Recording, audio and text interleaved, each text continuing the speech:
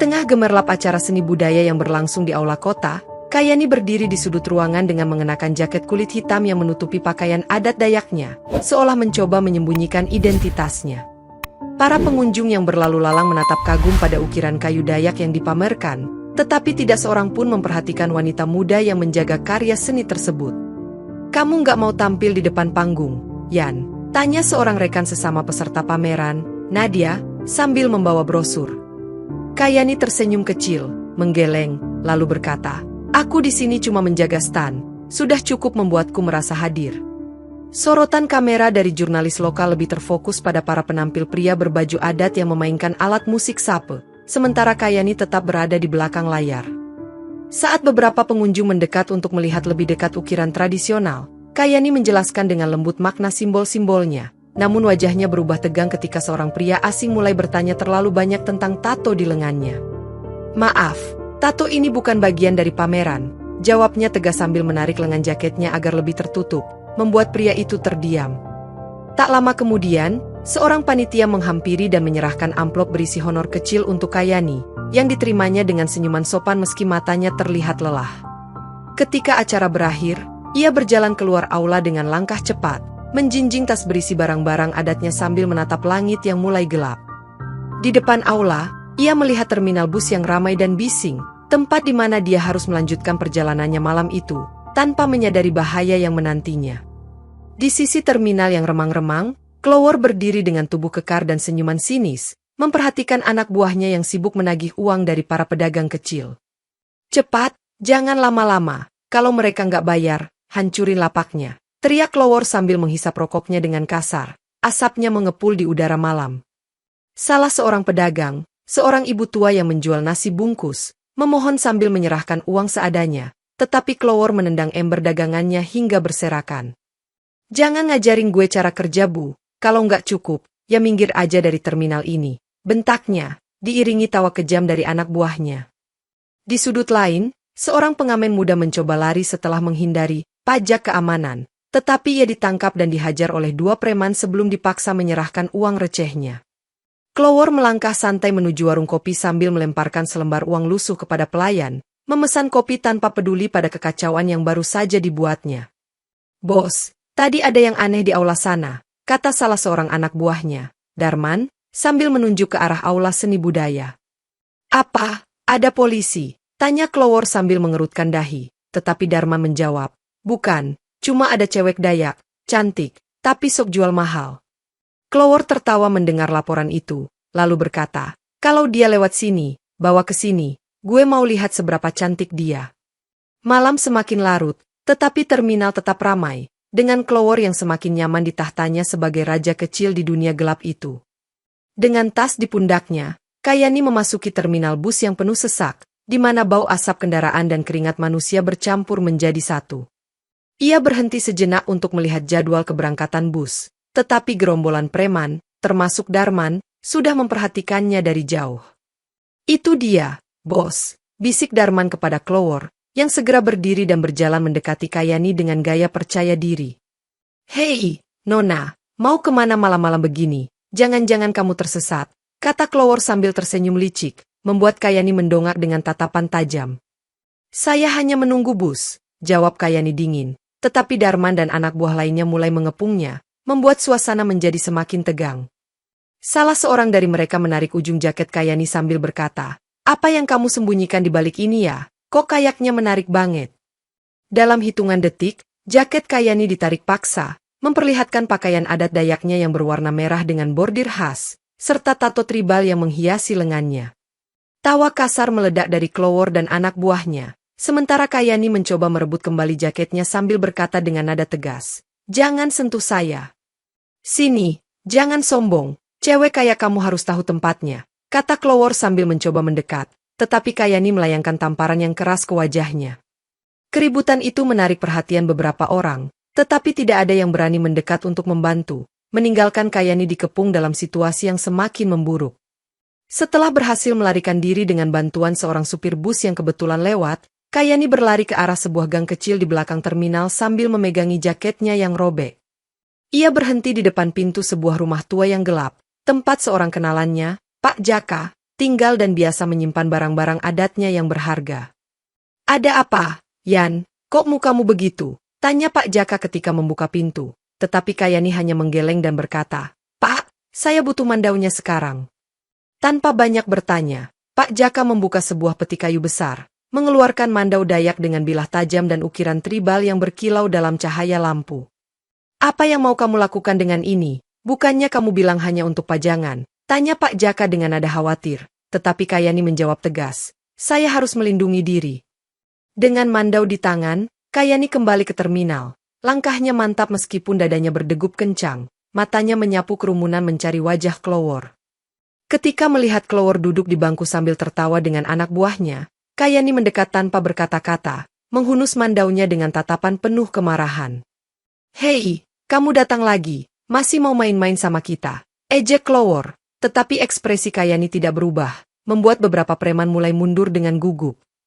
Dalam sekejap, Kayani mengayunkan mandau, mengenai meja kayu di depan Clower hingga terbelah. Suara denting besi membuat semua orang di sekitarnya terdiam. "Ini bukan permainan," kata Kayani dengan suara rendah. Sementara kerumunan mulai berbisik, menandakan bahwa perlawanan telah dimulai. Pagi hari berikutnya, terminal masih dipenuhi aktivitas. Namun suasana tegang menggantung setelah insiden malam sebelumnya. Kayani berdiri di pojok terminal, memerhatikan gerombolan preman yang kini tampak waspada. "Kamu pikir kamu bisa mengalahkan kami begitu saja?" teriak Clower mendekati Kayani dengan tatapan penuh ancaman, sambil menggelengkan kepala dengan sinis. Kayani mengangkat mandau dengan tenang. "Aku tidak mencari pertarungan, tapi aku siap membela yang benar." Anak buah Clower mulai mengelilingi Kayani, sementara beberapa penumpang mulai mundur dengan rasa takut, menciptakan jarak antara kedua pihak. "Lihat, dia membawa mandau, mungkin dia orang gila," ejek Darman sambil tertawa, mencoba memancing reaksi Kayani. Tanpa peringatan, Kayani melompat maju, mengayunkan mandau dengan kecepatan yang mengagumkan, memaksa beberapa preman mundur ketakutan. "Awas!" teriak Clower, mencoba melompat ke samping untuk menghindari serangan, tetapi salah satu preman terjatuh terkena tiupan mandau Kayani. Kerumunan mulai berteriak dan berlarian, sementara Kayani berdiri tegar di tengah terminal, menantang Clower untuk melanjutkan. "Cukup ini, Kayani. Kita akan tunjukkan siapa yang berkuasa di sini," ancam Clower sambil menarik pistol dari sakunya, menunjuknya ke arah Kayani. Namun, sebelum Clower sempat menembak, seorang polisi dengan badan gemuk muncul di antara kerumunan, melarang tindakan lebih lanjut dengan perintah keras. "Hentikan semua, ini bukan urusan kalian." Polisi gendut, Inspektur Haris, melangkah maju dengan penuh otoritas, diikuti oleh dua rekannya yang mengenakan seragam rapi, sementara Clower dan anak buahnya mundur dengan rasa frustrasi. "Haris, kami sudah memberikan instruksi, tapi dia terus mengganggu operasi kita," keluh Clower sambil menyilangkan lengan, mencoba mempertahankan dominasinya. Inspektur Haris menggelengkan kepala, "Saya akan menangani ini sendiri, tidak ada lagi yang perlu kalian lakukan." Kayani memanfaatkan momen tersebut untuk menarik napas dalam-dalam, sambil menatap Haris dengan mata penuh determinasi. "Apa yang sebenarnya kalian lakukan di sini?" Haris tersenyum tipis. "Kami hanya memastikan keamanan terminal, Nona, tidak perlu terlibat lebih jauh." Sementara itu, Darman dan beberapa preman lainnya mengendap-endap di sekitar terminal, merencanakan langkah selanjutnya untuk membalas tindakan Kayani. Kayani melangkah mendekati Haris. "Saya tahu ada yang tidak beres di sini, kalian bekerja sama dengan preman." Haris menatap tajam, "Itu urusan atasan, tidak ada hubungannya denganmu." Sebelum Kayani bisa melanjutkan pertanyaannya, suara sirine polisi mendekat, menandakan kehadiran pihak berwenang lain yang mungkin tidak sejalan dengan Haris. Dengan cepat, Haris memberi isyarat kepada anak buahnya untuk mundur. "Kita harus pergi sekarang, jangan ada yang mencurigakan." Malam itu, setelah terminal kembali tenang, Kayani menyelinap kembali ke dalam terminal dengan hati-hati, membawa mandau yang disembunyikan di balik jaketnya. Ia menemukan jalur tersembunyi di belakang kantor polisi, tempat Clower dan anak buahnya sering berkumpul untuk merencanakan kejahatan. "Saatnya mengakhiri semua ini," bisiknya sambil merapatkan jaket, memastikan mandau tetap tersembunyi. Dengan sigap, Kayani mengamati pergerakan preman yang sedang bersantai, menunggu waktu yang tepat untuk menyerang. Tanpa diduga, salah satu preman mendekatinya untuk menawarkan minuman, tetapi Kayani segera menghunus mandau, memaksa preman tersebut mundur ketakutan. "Ini bukan waktu untuk main-main," Kayani, apa yang kamu lakukan di sini? Tanya Clower dengan marah setelah melihat keributan kecil itu. Sebelum Clower sempat merespons, Kayani melancarkan serangan cepat, memukul salah satu anak buahnya hingga tak sadarkan diri. Suasana berubah kacau saat Kayani mulai melumpuhkan preman satu persatu dengan keahlian bertarungnya yang luar biasa. Cukup, ini bukan urusanmu lagi, Clower, kata Kayani sambil menatap tajam, siap menghadapi pemimpin preman itu. Namun, sebelum pertarungan bisa berlangsung lebih lanjut, sirine darurat kembali terdengar, menandakan kedatangan pasukan polisi tambahan yang dipimpin oleh Inspektur Haris. Inspektur Haris tiba di lokasi dengan beberapa polisi baru, termasuk satpam yang tampak korup, memastikan area tersebut dikendalikan dengan ketat. Semua orang kembali ke posisi masing-masing. Kayani, kamu ditahan untuk penyelidikan lebih lanjut, perintah Haris dengan suara keras, menunjuk ke arah Kayani yang masih berdiri dengan mandau terhunus. Kayani, yang masih dalam kondisi waspada, membalas, saya tidak melakukan apa-apa selain melindungi yang benar.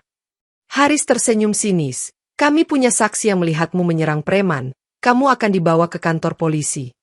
Sebelum polisi bisa menangkapnya, Kayani dengan cepat memutar tubuhnya, menghindari cengkraman pertama, dan melompat ke arah mobil polisi dengan mandau di tangan. Kalian pikir bisa menghentikanku? Aku akan membuktikan siapa yang sebenarnya berkuasa di sini, ujar Kayani sambil melompat ke dalam mobil, membuat kekacauan di antara polisi. Sementara itu, Clower melihat kesempatan ini dan berteriak kepada anak buahnya, gunakan kesempatan ini, tangkap dia sebelum dia kabur. Anak buah Clower segera mengejar Kayani yang kini melarikan diri ke lorong belakang terminal, dikejar oleh kombinasi preman dan polisi yang korup. Kayani berlari secepat mungkin, melewati kerumunan yang panik dan menghindari peluru-peluru yang melesat ke arahnya, mencari jalan keluar yang aman. Di tengah pelarian, Kayani menemukan pintu darurat yang mengarah ke sebuah terowongan bawah tanah, dan tanpa ragu, ia masuk untuk menghilang dari pengejaran. Di dalam terowongan yang gelap dan sempit, Kayani berhenti sejenak untuk mengatur napasnya, menyadari bahwa ia membutuhkan bantuan untuk melawan korupsi yang lebih besar. Saat itu, seorang wartawan muda bernama Raffi muncul dari bayangan, membawa kamera tersembunyi dan clipboard berisi catatan. Kayani, aku melihat semuanya tadi, aku Raffi dari media lokal, kita bisa membantu membongkar korupsi ini bersama, tawarnya dengan suara rendah. Kayani menatapnya dengan curiga, kenapa kamu mau membantu, media juga sering dimanipulasi. Raffi menarik napas, aku lelah melihat kebenaran disembunyikan, aku punya bukti, tapi butuh seseorang yang berani untuk mengungkapkannya. Kayani mempertimbangkan tawaran itu, kemudian mengangguk, baiklah, tapi kamu harus bisa dipercaya, ini bukan hanya tentang aku. Mereka berdua mulai menyusun rencana, menggabungkan sumber daya dan informasi yang mereka miliki untuk melawan jaringan korupsi yang ada. Kita harus mendapatkan rekaman percakapan Haris dengan Clower, itu akan menjadi bukti yang tak terbantahkan, usul Raffi sambil menunjuk ke peta terminal yang telah dia buat. Kayani setuju, kita akan melakukannya bersama, tapi kita harus hati-hati, ada banyak mata yang mengawasi. Dengan aliansi baru ini, Kayani dan Raffi mulai menyusun strategi untuk menyerang inti jaringan korupsi, mengetahui bahwa langkah mereka akan menentukan nasib terminal dan warga sekitarnya. Pada malam berikutnya, Kayani dan Raffi menyusup ke kantor polisi dengan menggunakan identitas palsu yang telah mereka siapkan sebelumnya, mengenakan seragam polisi yang dicuri. Kita harus cepat, rekaman itu berada di ruang arsip, dekat jendela besar. Bisik Raffi sambil menuntun Kayani melalui lorong gelap yang dipenuhi dengan lampu neon yang berkedip. Mereka mencapai ruang arsip dan mulai mencari dokumen yang relevan, sementara hati mereka berdegup kencang karena takut tertangkap.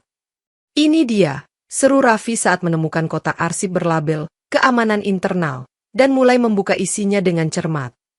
Di dalam kotak tersebut, mereka menemukan rekaman video yang menunjukkan Inspektur Haris menerima uang dari Clower, membuktikan hubungan korup mereka. Kita harus keluar sekarang sebelum ada yang datang, kata Kayani sambil menyembunyikan rekaman di dalam tasnya.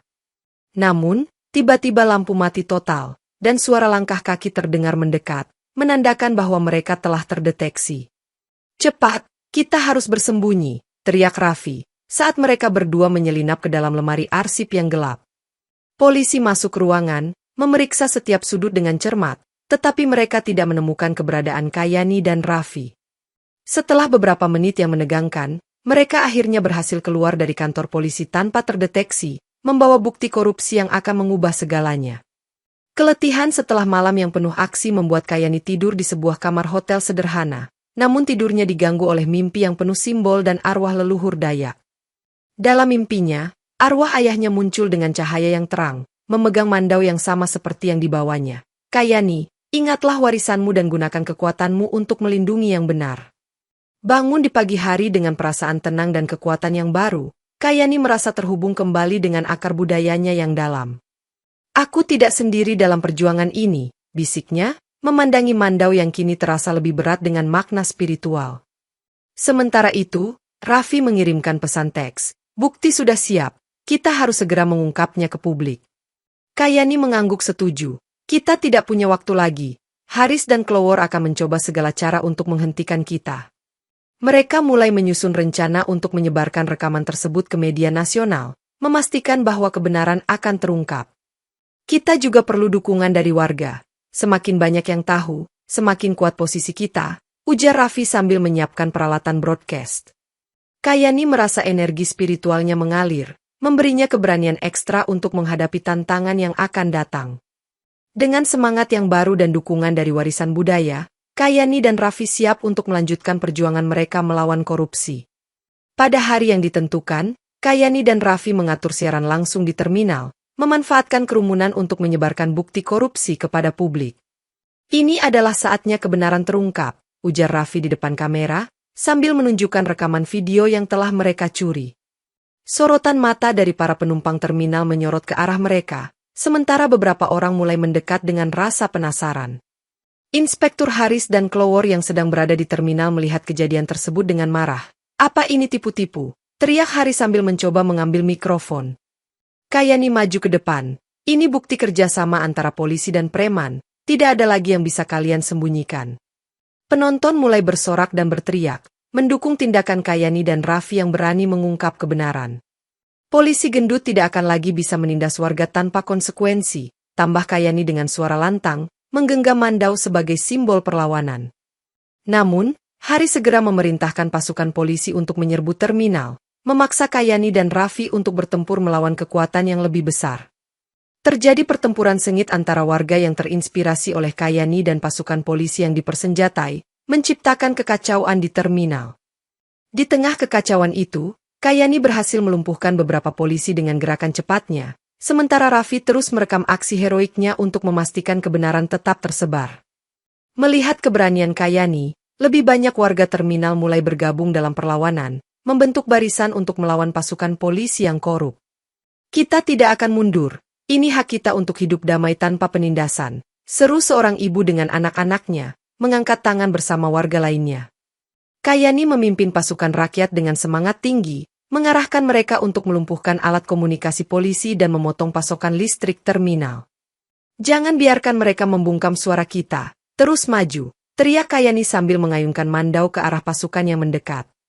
Raffi, di sisi lain, terus merekam setiap aksi perlawanan, memastikan bahwa dunia luar menyaksikan keberanian mereka.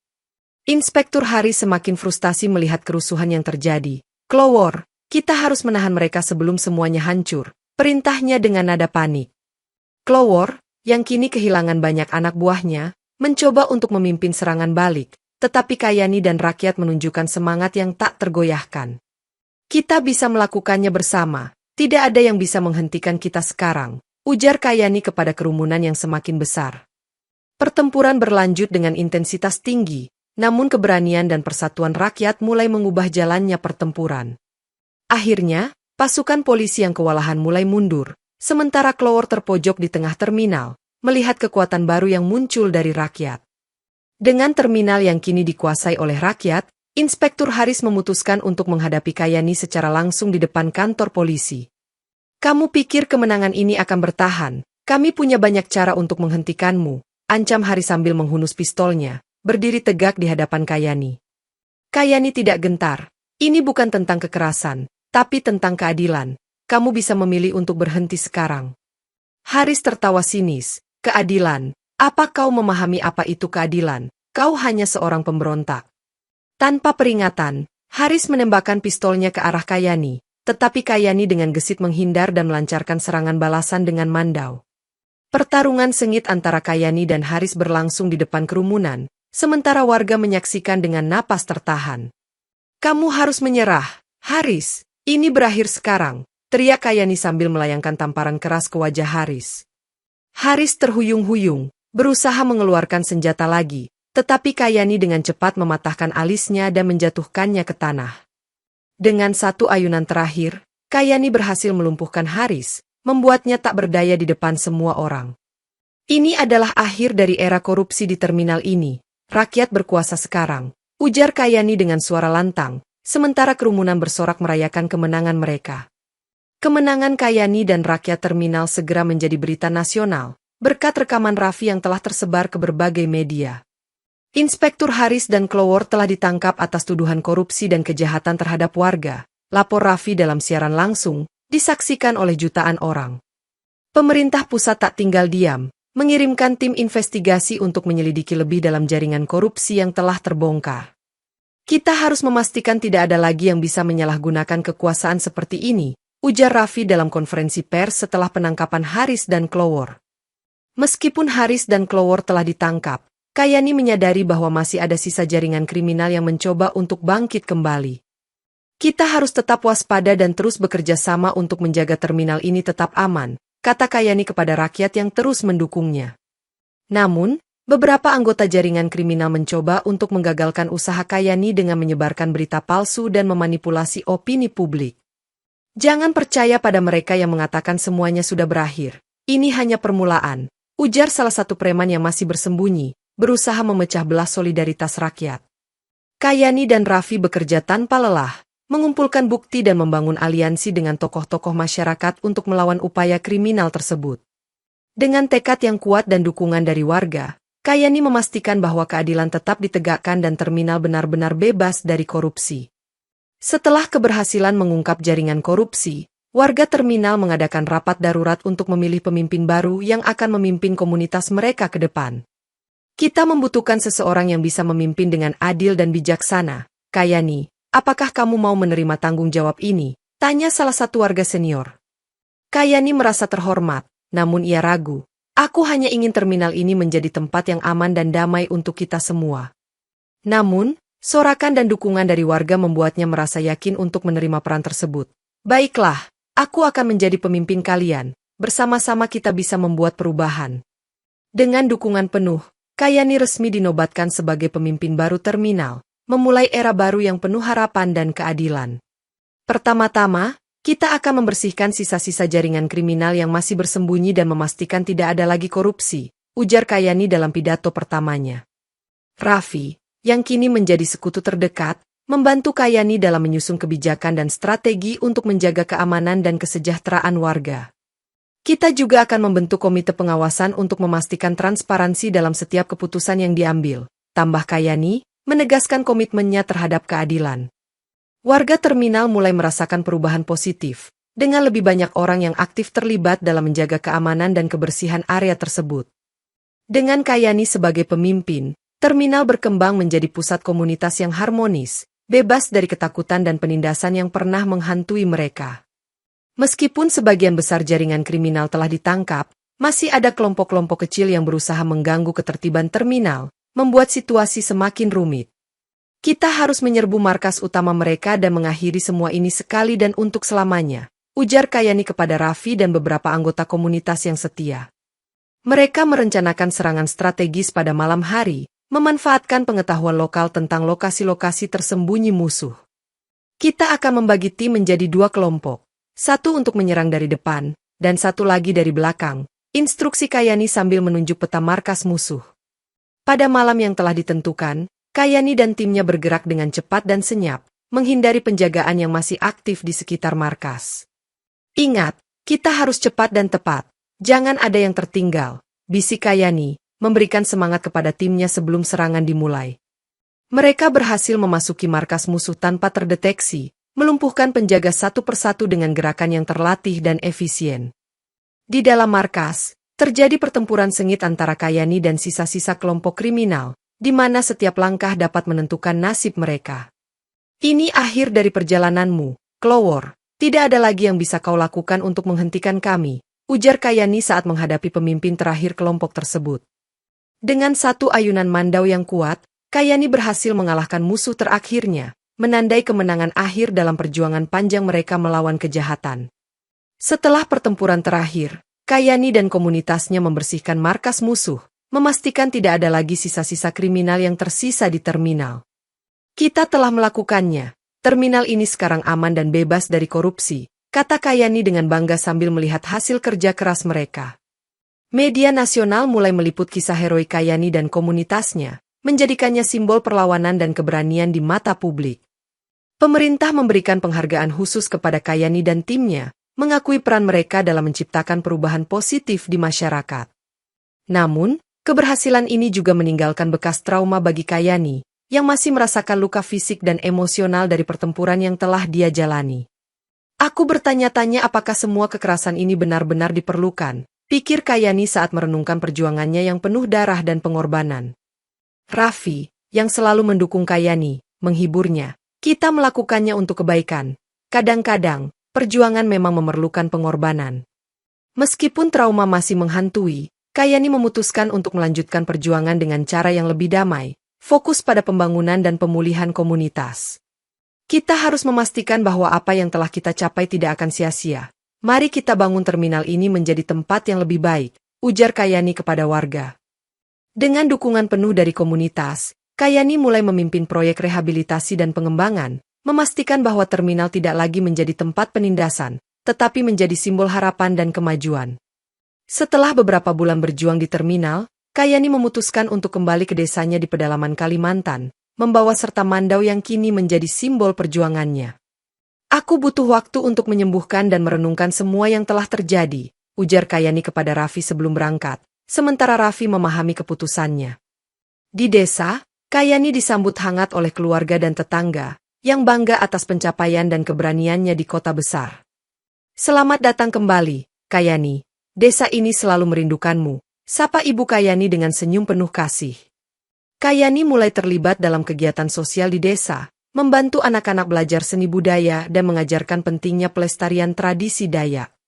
Kita harus menjaga warisan kita agar tidak hilang di tengah modernisasi, ujar Kayani kepada sekelompok anak muda desa yang antusias. Meskipun hidupnya sekarang lebih damai, bayang-bayang masa lalu masih sering menghantuinya, mengingatkan akan pengorbanan yang telah dia lakukan. Aku harus memastikan bahwa masa depan lebih baik untuk generasi berikutnya, pikir Kayani sambil menatap mandau yang tergantung di dinding rumahnya. Komunitas desa mulai berkembang dengan bantuan Kayani, membangun fasilitas pendidikan dan kesehatan yang sebelumnya kurang memadai. Dengan kembali ke akar budayanya, Kayani menemukan kedamaian dan tujuan baru, memastikan bahwa perjuangannya tidak hanya berhenti di terminal, tetapi juga berdampak positif di desanya.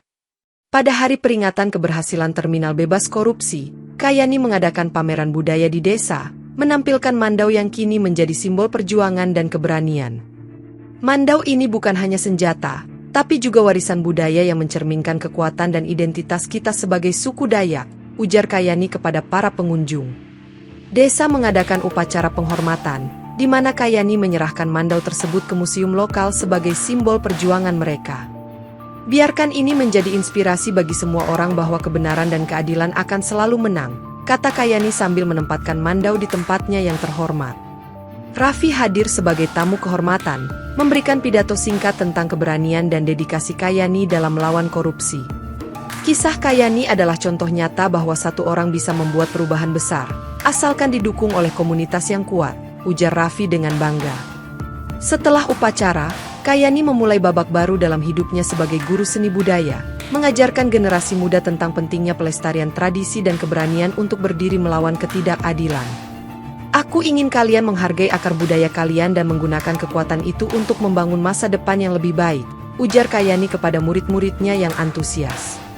Terminal kini berubah menjadi pusat komunitas yang harmonis, dengan kegiatan seni dan budaya yang rutin diadakan, mencerminkan semangat persatuan dan kemajuan. Dengan mandau yang kini menjadi bagian dari sejarah mereka, Kayani melihat terminal dan desanya berkembang dengan damai, mengenangnya sebagai pahlawan yang telah mengorbankan segalanya untuk keadilan dan kebaikan bersama.